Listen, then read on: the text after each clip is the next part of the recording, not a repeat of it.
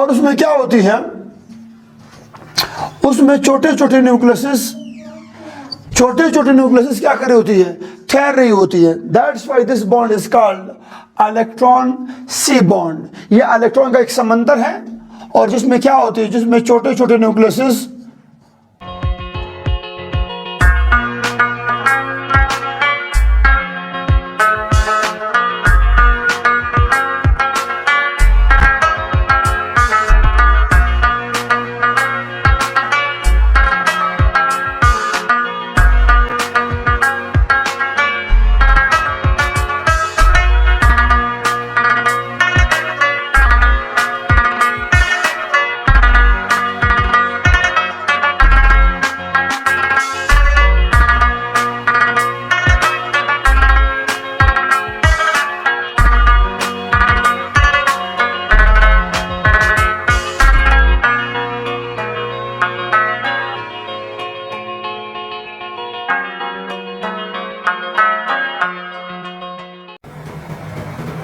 Hello, Assalamu alaikum.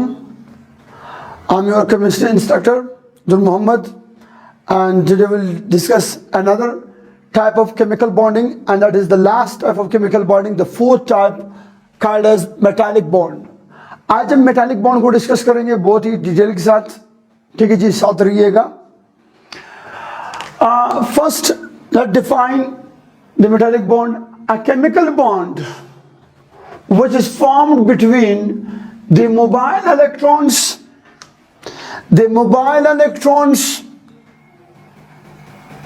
जो किनके बीच हो, मोबाइल इलेक्ट्रॉन के बीच हो, एंड मेटालिक कैटाइन और मेटल कैटाइन के बीच हो। मेटल कैटाइन और मोबाइल इलेक्ट्रॉन के बीच जो फोर्स ऑफ अट्रैक्शन बनती है उस को हम बोलते हैं मेटालिक बॉन्ड। ये आपके पास एक मेटल एटम है,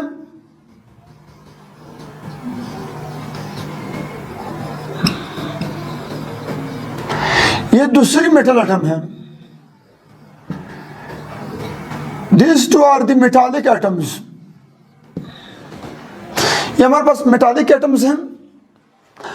इन मेटालिक एटमों में इस वक्त इनके इलेक्ट्रॉन और प्रोटॉन क्या इक्वल हैं, तो ये एटम्स हैं। मगर होता क्या है, चूंकि हम जानते हैं कि these electrons of the atom of the metal atom के आखिरी शेल के इलेक्ट्रॉन, हम जानते हैं कि मेटल एटम के आखिरी शेल के इलेक्ट्रॉन को हम बोलते हैं फ्री इलेक्ट्रॉन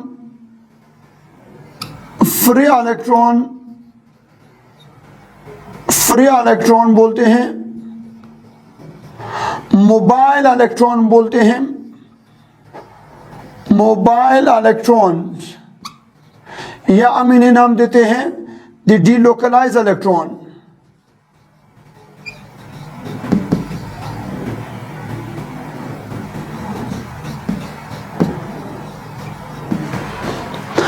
अच्छा, ये जो डीलोकलाइज है, जो मोबाइल इलेक्ट्रॉन होती है, ये जो फ्री इलेक्ट्रॉन होती है, ये वाली और इस एटम की ये वाली रेड कलर, मैंने इनको दो कलर से बनाए हुए हैं, डिफरेंट एटम्स, आप लोगों को समझाने की खातिर।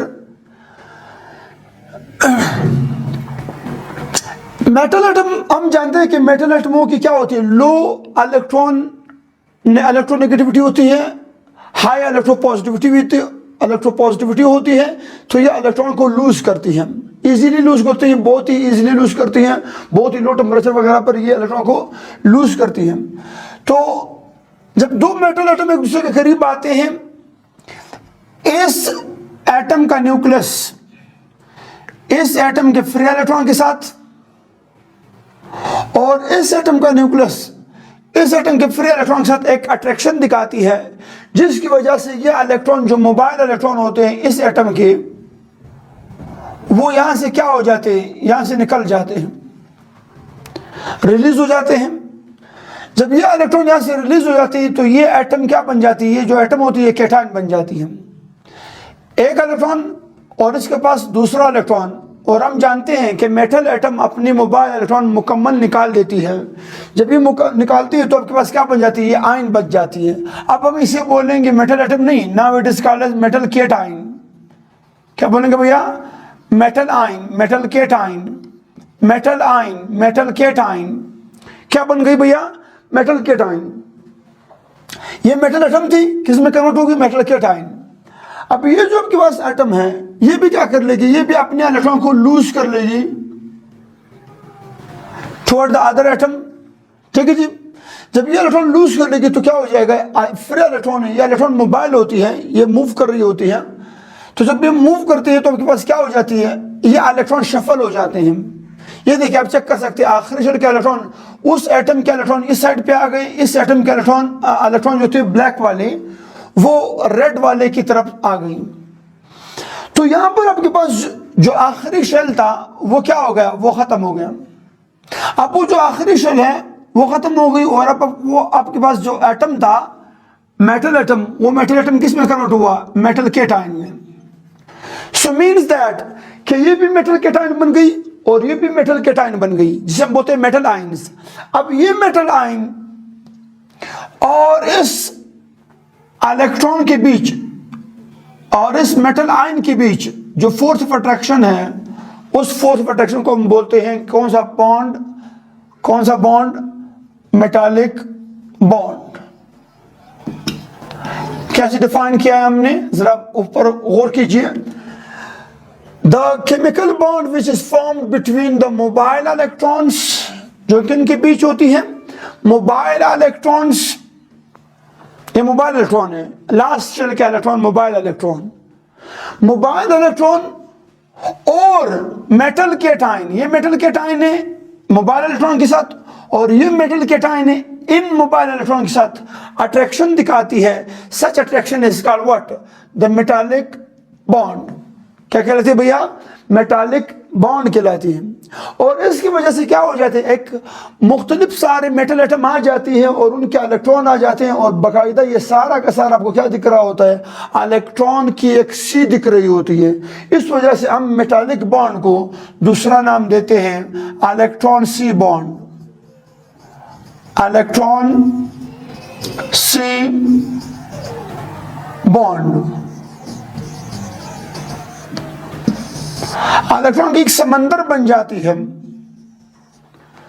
जिसमें ये न्यूक्लियस, छोटे छोटे न्यूक्लियस घूम रहे होते हैं। बाकी सारे के सारे क्या होते हैं, ये इलेक्ट्रॉन ये शेल वाले, ये इलेक्ट्रॉन है फ्री वाले, ये इलेक्ट्रॉन है फ्री वाले और ये इलेक्ट्रॉन है शेल वाले। तो अब बस मुख्तलिफ सारे इलेक्ट्रॉन होती हैं, मुख्तलिफ सारे इलेक्ट्रॉन होती हैं, मुख्तलिफ सारे इलेक्ट्रॉन होती हैं, मैनी मैनी इलेक्ट्रॉन्स होती हैं। और उसमें क्या होती है, उसमें छोटे छोटे न्यूक्लियस, छोटे छोटे न्यूक्लियस क्या कर रही होती है, ठहर रही होती है। That's why this bond is called electron sea bond. ये इलेक्ट्रॉन का एक समंदर है और जिसमें क्या होती है, जिसमें छोटे छोटे न्यूक्लियस, जिसमें छोटे छोटे न्यूक्लियस प्लॉट कर रही होती है। Such bond is called metallic bond, या जिसे हम बोलते हैं इलेक्ट्रॉन सी बॉन्ड। क्लियर यहां तक भैया?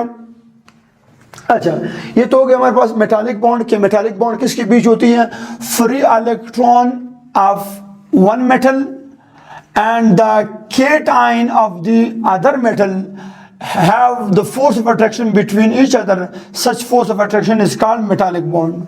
ठीक है जी। अच्छा, ये जो मेटालिक बॉन्ड होती है, याद रखिए मेटालिक बॉन्ड नॉन डायरेक्शनल है। क्या भैया, metallic bond is what, is non directional.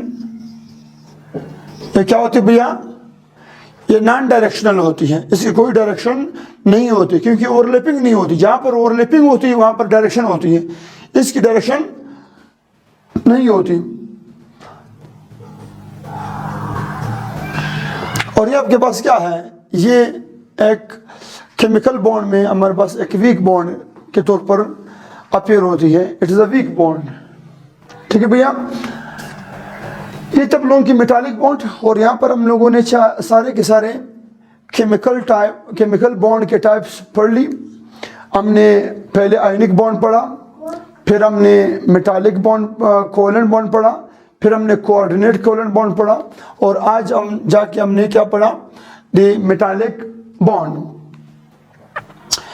Metallic bond खत्म करने के बाद इंशाल्लाह हम स्टार्ट करेंगे नेक्स्ट हमारा जो लेक्चर होगा that would be on the lone pair and bond pair. हम लोन पेयर और बॉन्ड पेयर को डिस्कस करेंगे इंशाल्लाह डिटेल के साथ, और सेंट्रल मेटल एटम को, ताकि हम स्टार्ट कर सके वेस्पर थ्योरी को।